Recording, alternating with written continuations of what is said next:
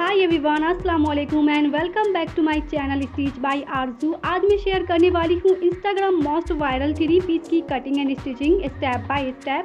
आजकल ये वाली वी नेक कुर्ती इंस्टाग्राम पर काफ़ी ज़्यादा ट्रेंड में है एंड आप लोगों ने भी इसको अपनी फीड में ज़रूर देखा होगा। तो मैंने डिसाइड किया कि क्यों ना इसका ट्यूटोरियल मैं आप सबके साथ शेयर करूँ। सो फाइनली मैं ये वीडियो लेकर आ चुकी हूँ। सो प्लीज़ वीडियो को अच्छे से समझने के लिए एंड तक ज़रूर देखिएगा। इस ब्यूटीफुल सी कुर्ती की डिजाइनिंग करने के लिए फर्स्ट मैंने ये वाली गोल्डन लेस ली है। ये मुझे ऑनलाइन काफ़ी सस्ती पड़ी थी। अगर आप भी इसको बाय करना चाहते हैं तो मैंने प्रोडक्ट टैग में इसको टैग कर दिया है, आप वहाँ से जाकर इसको बाय कर सकते हो। उसके बाद टॉप की डिजाइनिंग करने के लिए मैंने 1/2 मीटर एम्ब्रॉयडरी जॉर्जेट फैब्रिक का यूज किया है। आप देख सकते हो इस पर कितना ब्यूटीफुल वर्क हुआ है। एंड थर्ड मैंने 2 मीटर प्लेन जॉर्जेट फैब्रिक का यूज किया है। ये भी काफी सॉफ्ट क्वालिटी की फैब्रिक है। इससे हम कुर्ती की डिजाइनिंग करेंगे। एंड लाइनिंग के लिए मैंने 2 मीटर क्रैप फैब्रिक का यूज किया है क्योंकि हम इसको स्लीव में भी लगाएंगे। इसकी मेजरमेंट आपको स्क्रीन पर दिख रही होगी। सो चलिए इसकी कटिंग करते हैं। फर्स्ट हम लाइनिंग पार्ट की कटिंग करेंगे, जिसके लिए मैंने फैब्रिक को 2 फोल्ड करके रख लिया है। फैब्रिक को मैंने 23 इंच तक फोल्ड करके रखा है। बाकी एक्स्ट्रा फैब्रिक की हम कटिंग कर देंगे। आप फोल्डेड वाली साइड से पकड़ते हुए फैब्रिक को 4 फोल्ड करके रख लेंगे। नीचे की तरफ जो मोटा फैब्रिक है उसको हम कट करके अलग कर लेंगे, इसलिए यहाँ पर 1/2 इंच पे मार्क कर लेंगे। अब इस मार्क से ऊपर की तरफ लेंथ के लिए 38 इंच पे मार्क कर लेंगे एंड इसमें 1 इंच एक्स्ट्रा मार्जिन के लिए मार्क कर लेंगे। लाइनिंग की टोटल लेंथ 39 इंच हो जाएगी। 39 इंच पर हम यहाँ पर भी निशान लगा लेंगे एंड स्केल की हेल्प से सीधा मार्क कर लेंगे। मार्किंग कर लेने के बाद एक्स्ट्रा फैब्रिक की कटिंग कर देंगे। अब इसकी फोल्डेड वाली साइड से शोल्डर की मार्किंग करेंगे। सो मेरी शोल्डर 14 इंच है, उसका हाफ 7 इंच होगा। सो यहाँ पर 7 इंच पे मार्क कर लेंगे एंड शोल्डर डाउन के लिए 1/2 इंच पर मार्क करेंगे। इस मार्क से नीचे की तरफ आर्म होल के लिए 7 इंच पे मार्क करेंगे। उसके बाद शोल्डर के लिए जो 7 इंच पे मार्किंग की थी, नीचे की तरफ भी वही मार्क कर लेंगे एंड स्केल से दोनों पॉइंट को मिलाते हुए सीधा कर लेंगे। अब यहाँ से चेस्ट की मार्किंग करेंगे। सो जो भी आपका चेस्ट साइज है उसका 4th पार्ट ले लेंगे एंड यहाँ पर 9 इंचेस पे मार्क कर लेंगे एंड इसमें 1.5 इंच एक्स्ट्रा मार्जिन के लिए मार्क कर लेंगे। उसके बाद इंची टेप को यहाँ से लेते हुए वेस्ट की लेंथ के लिए 13 इंचेस पे मार्क कर लेंगे एंड यहाँ से हिप की लेंथ के लिए 19 इंच पे मार्क कर लेंगे एंड दोनों पॉइंट को इस तरह से सीधा कर लेंगे।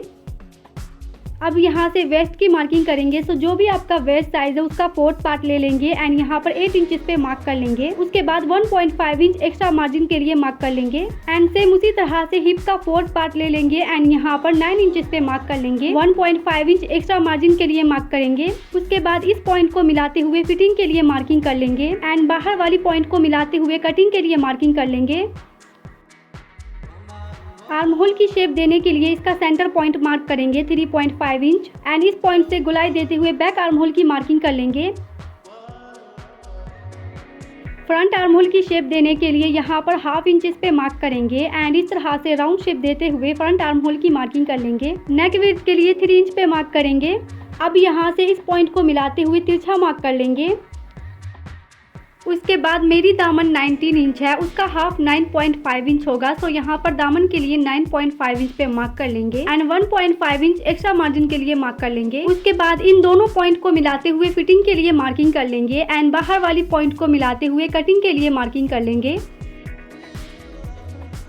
सो यहाँ पर कुर्ती की मार्किंग कंप्लीट हो चुकी है। अब बाहर वाली मार्किंग पर इसकी कटिंग कर देंगे।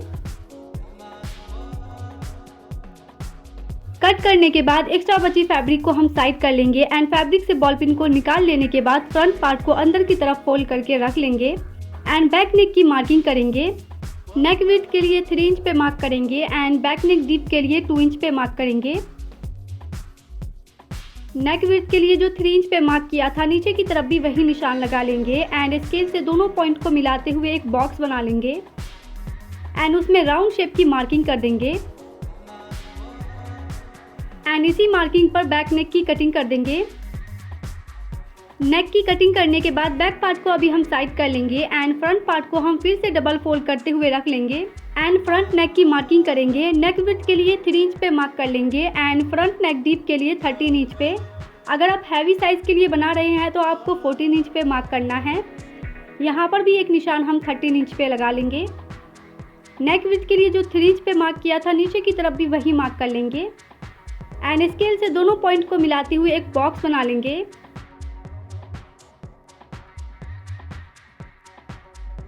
उसके बाद इन दोनों पॉइंट को मिलाते हुए तिरछा मार्क कर लेंगे एंड यहाँ पर 1/2 इंच इस पे निशान लगा लेंगे। उसके बाद यहाँ से हल्का सा अंदर की तरफ दबाव देते हुए वी नेक की मार्किंग कर लेंगे एंड इसी मार्किंग पर फ्रंट नेक के लिए कटिंग कर लेंगे एंड साथ में ही फ्रंट आर्म होल की भी कटिंग कर देंगे। सो लाइनिंग पार्ट की कटिंग करने के बाद अब हम अपर पार्ट की कटिंग करेंगे, जिसके लिए मैंने फैब्रिक को सिंपली 2 फोल्ड करके रख लिया है। अब यहाँ से पकड़ते हुए फैब्रिक को 4 फोल्ड करते हुए रख लेंगे। फोल्ड करने के बाद फैब्रिक की विड्थ 11.5 इंच है। अब बैक वाले पार्ट को लेकर इस पर अच्छे से सेट करते हुए रख लेंगे। लाइनिंग पार्ट से अपर पार्ट को 2.5 इंच एक्स्ट्रा रखेंगे, इसलिए यहाँ पर 2.5 इंच पे मार्क कर लेंगे एंड स्केल से एक सीधा लाइन ड्रॉ कर लेंगे। अपर पार्ट की लेंथ 42 इंच है, इसमें मैंने 1 इंच मार्जिन के लिए ऐड किया है एंड सेम बैक पार्ट के जैसे ही हम अपर पार्ट की कटिंग कर देंगे। कट करने के बाद एक्स्ट्रा बची फैब्रिक को हम साइड कर लेंगे एंड कुर्ती को ओपन करके बैक पार्ट को इस पर रख लेंगे। उसके बाद दोनों ही पार्ट को अभी हम साइड कर लेंगे एंड इस पार्ट को हम फिर से डबल फोल्ड करके रख लेंगे। उसके बाद इस पर फ्रंट पार्ट की लाइनिंग को रख लेंगे अच्छे से सेट करते हुए एंड अपर पार्ट के फ्रंट नेक की कटिंग कर देंगे। साथ में ही हम इसके आर्म होल की भी कटिंग कर देंगे। उसके बाद लाइनिंग पार्ट को साइड करके अपर पार्ट को ओपन करके रख लेंगे। अब लाइनिंग पार्ट को इस पर रखेंगे, दोनों को बराबर में मिलाते हुए रखेंगे एंड 1/2 इंच का स्टिचिंग मार्जिन छोड़ करके इस पर स्टिचिंग कर देंगे। स्टिचिंग करने के बाद नेक के सेंटर में एक स्मॉल कट लगा लेंगे। उसके बाद लाइनिंग पार्ट को रॉन्ग साइड पलट लेंगे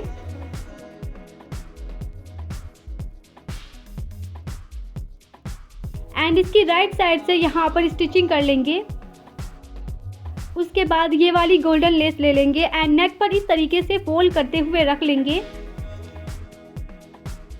लेस को रखने के बाद इस पर स्टिचिंग कर लेंगे। सो नेक पर 0.3 इंच का दबाव देते हुए इस पर स्टिचिंग कर लेंगे।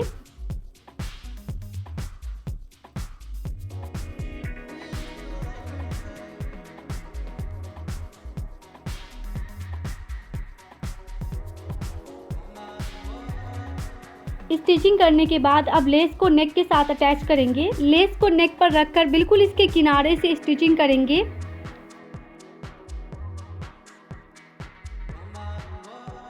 नेक के सेंटर में लेस को इस तरीके से फोल्ड करके रख लेंगे एंड इस पर फिर से हम स्टिचिंग कर लेंगे। यहाँ पर सिलाई को स्टॉप कर देंगे एंड इस तरीके से नीडल को घुमा करके फिर से हम स्टिचिंग स्टार्ट करेंगे। बाकी एक्स्ट्रा बची लेस को हम कट कर लेंगे।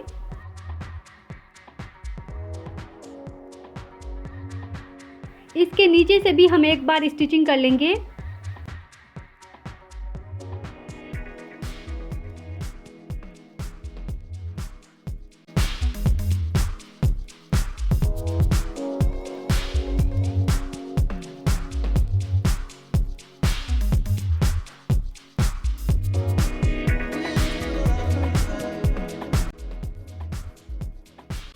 तो यहाँ पर आप देख सकते हो मैंने लेस को नेक के साथ अटैच कर लिया है। अब लाइनिंग पार्ट को सिंपली डबल फोल्ड कर लेंगे एंड इस पर स्टिचिंग कर लेंगे।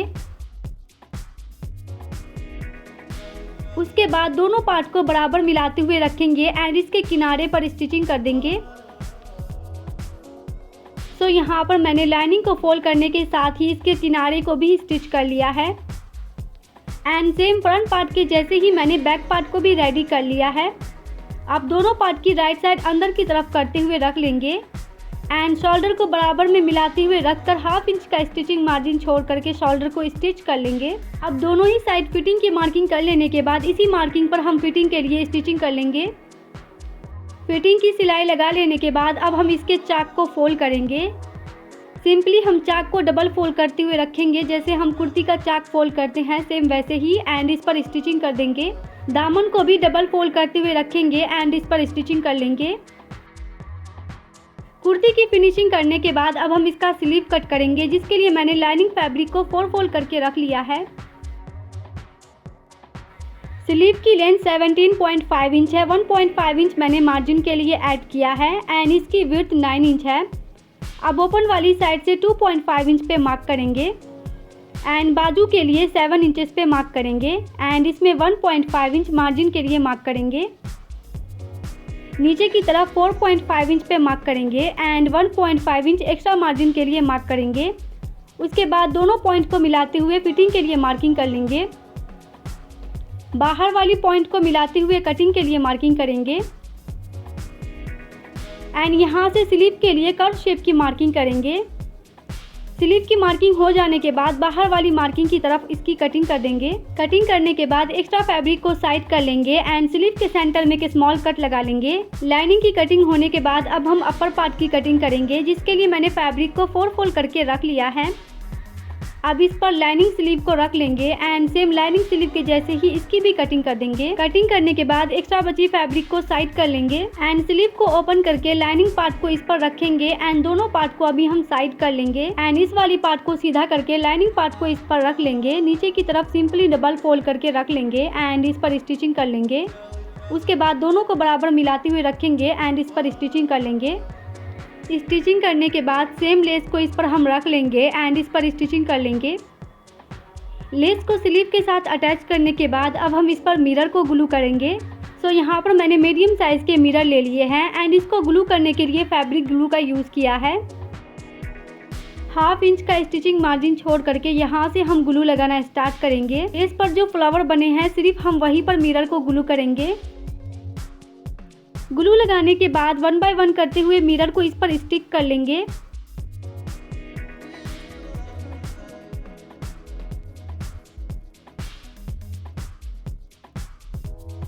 एंड इसको ड्राई होने के लिए रखेंगे। दोनों साइड से मैंने 1/2 इंच का मार्जिन रखा है।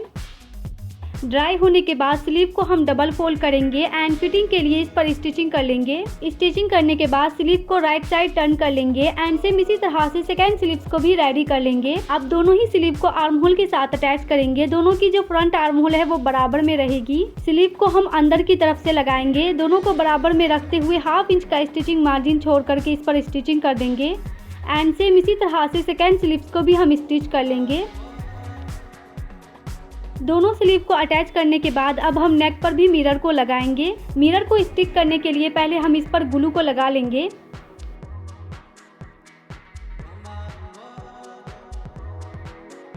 उसके बाद स्टोन पिकर की हेल्प से 1 बाय 1 करते हुए सभी मिरर को हम इस पर स्टिक कर लेंगे।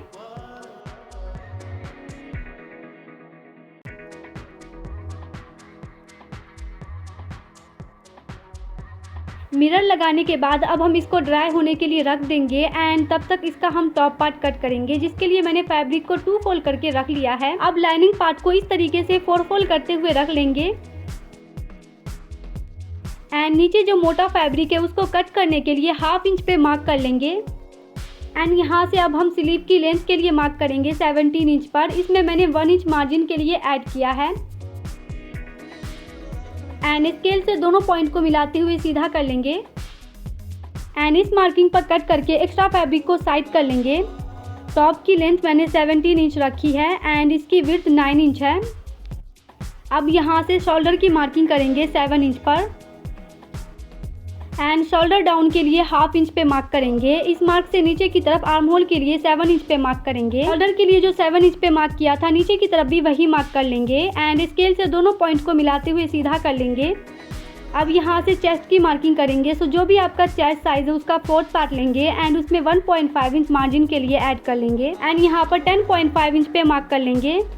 सेम इसी तरह से वेस्ट का 4th पार्ट लेंगे एंड टक्स के लिए इसमें ऐड कर लेंगे 1 इंच। उसके बाद 1.5 इंच एक्स्ट्रा मार्जिन के लिए ऐड कर लेंगे एंड यहाँ पर 10.5 इंच पे मार्क कर लेंगे। उसके बाद दोनों पॉइंट को मिलाते हुए फिटिंग के लिए मार्किंग कर लेंगे एंड बाहर वाली पॉइंट को मिलाते हुए कटिंग के लिए मार्किंग कर लेंगे। आर्म होल की शेप देने के लिए 3.5 इंच पे मार्क कर लेंगे एंड इस तरह शेप देते हुए बैक आर्म होल की मार्किंग कर लेंगे। फ्रंट आर्म होल की शेप देने के लिए 1/2 इंच पे मार्क करेंगे एंड यहाँ से राउंड शेप देते हुए फ्रंट आर्म होल की मार्किंग कर लेंगे। नेक विड्थ के लिए 3.25 इंच पे मार्क कर लेंगे एंड फ्रंट नेक डीप के लिए 6 इंच पे मार्क कर लेंगे। यहाँ पर भी हम 6 इंचेस पे मार्क कर लेंगे एंड नेक विड्थ के लिए जो 3.25 इंच पे मार्क किया था नीचे की तरफ भी वही मार्क कर लेंगे। उसके बाद स्केल से पॉइंट को मिलाते हुए एक बॉक्स बना लेंगे। इस लाइन से ऊपर की तरफ 2.5 इंच पे मार्क करेंगे। अब इस पॉइंट को नीचे की तरफ मिलाते हुए हल्का सा ओवल शेप मार्क करेंगे। बैक नेक के लिए 3 इंच पे मार्क करेंगे एंड यहाँ से पॉइंट को हम सीधा कर लेंगे एंड इसमें राउंड शेप की मार्किंग कर लेंगे। उसके बाद इन दोनों पॉइंट को मिलाते हुए एक तिरछा मार्क कर लेंगे। टक्स के लिए 3.5 इंच पे मार्क कर लेंगे एंड शोल्डर से इंची टेप को लेते हुए 10.5 इंच पे मार्क कर लेंगे। यहाँ से भी हम 3.5 इंच पे मार्क कर लेंगे एंड स्केल से दोनों पॉइंट को मिलाते हुए सीधा कर लेंगे। उसके बाद इंची टेप को सेंटर में रखकर हाफ इंच पे मार्क कर लेंगे एंड यहाँ से इस पॉइंट को मिला लेंगे। टॉप पार्ट की मार्किंग कंप्लीट होने के बाद अब हम इसकी कटिंग कर देंगे। कटिंग करने के बाद एक्स्ट्रा बची फैब्रिक को हम साइड कर लेंगे एंड टक्स के सेंटर में एक स्मॉल कट लगा लेंगे। उसके बाद टॉप पार्ट को ओपन करके बैक पार्ट को साइड कर लेंगे एंड फ्रंट पार्ट को हम फिर से फोल्ड करके रख लेंगे and front neck and arm hole की कटिंग कर देंगे। लाइनिंग पार्ट की कटिंग होने के बाद अब हम अपर पार्ट की कटिंग करेंगे, जिसके लिए मैंने फैब्रिक को 4 फोल्ड करके रख लिया है। अब इस पर बैक वाले पार्ट को रख लेंगे अच्छे से सेट करते हुए एंड सेम बैक पार्ट के जैसे ही इसकी भी कटिंग कर देंगे। कटिंग करने के बाद टॉप को ओपन करके लाइनिंग पार्ट को इस पर रख लेंगे एंड अभी बैक पार्ट को हम साइड कर लेंगे। इसके बाद फ्रंट पार्ट को हम फिर से फोल्ड करके रख लेंगे। फ्रंट पार्ट की लाइनिंग को इस पर रख करके front neck and arm hole की कटिंग कर लेंगे।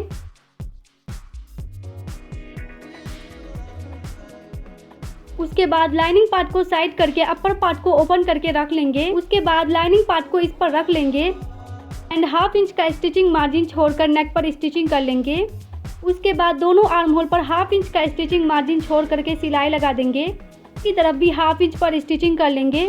सो यहाँ पर मैंने नेक एंड आर्म होल की स्टिचिंग कर ली है। कि तीनों साइड पर एक स्मॉल कट लगा लेंगे एंड दोनों आर्म होल पर भी छोटे छोटे कट लगा लेंगे। उसके बाद टॉप पार्ट को राइट साइड टर्न कर लेंगे।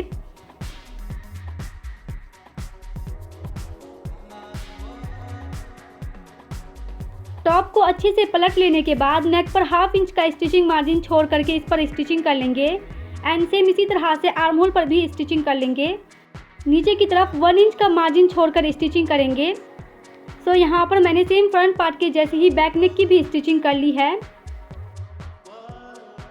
अब इसको भी हम राइट साइड पलट लेंगे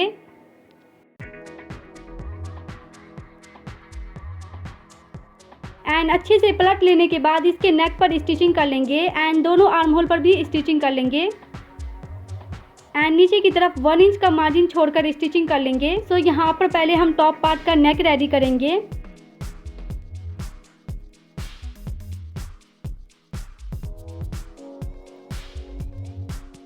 उसके बाद टॉप के नीचे 1 इंच का मार्जिन छोड़ करके सेम इसी तरह से स्टिच कर लेंगे। नेक की फिनिशिंग कर लेने के बाद हाफ इंच का स्टिचिंग मार्जिन छोड़कर टक्स की स्टिचिंग कर लेंगे। सेम उसी तरह से इसको भी स्टिच कर लेंगे। तो यहाँ पर मैंने बैक पार्ट के नेक एंड टक्स की फिनिशिंग कर दी है। अब दोनों की राइट साइड अंदर की तरफ करते हुए रख लेंगे। उसके बाद दोनों शोल्डर पर हाफ इंच का स्टिचिंग मार्जिन छोड़ करके सिलाई लगा लेंगे। उसके बाद दोनों साइड फिटिंग की मार्किंग करने के बाद इस पर स्टिचिंग कर लेंगे। फिटिंग की सिलाई लगाने के बाद हमारी ब्यूटीफुल सी टॉप बनकर रेडी है एंड इसी के साथ हमारी ब्यूटीफुल सी कुर्ती भी बनकर रेडी है। आप इसके साथ सिंपल पैंट प्लाजो वेयर कर सकते हो। अगर आपको पैंट प्लाजो की डिटेल वीडियो का लिंक चाहिए तो आपको डिस्क्रिप्शन बॉक्स में मिल जाएगी, आप वहां से जाकर देख सकते हो। आप इस वायरल 3 पीस को किसी भी वेडिंग सीजन या फेस्टिव में वेयर कर सकते हो। बहुत ही प्यारा लुक आएगा। कमेंट करके जरूर बताना कि इस कुर्ती की डिजाइनिंग आपको कैसी लगी एंड नेक्स्ट आप क्या देखना चाहते हो। इंशाल्लाह मैं जरूर लेकर आऊंगी एंड थैंक्स फॉर वॉचिंग।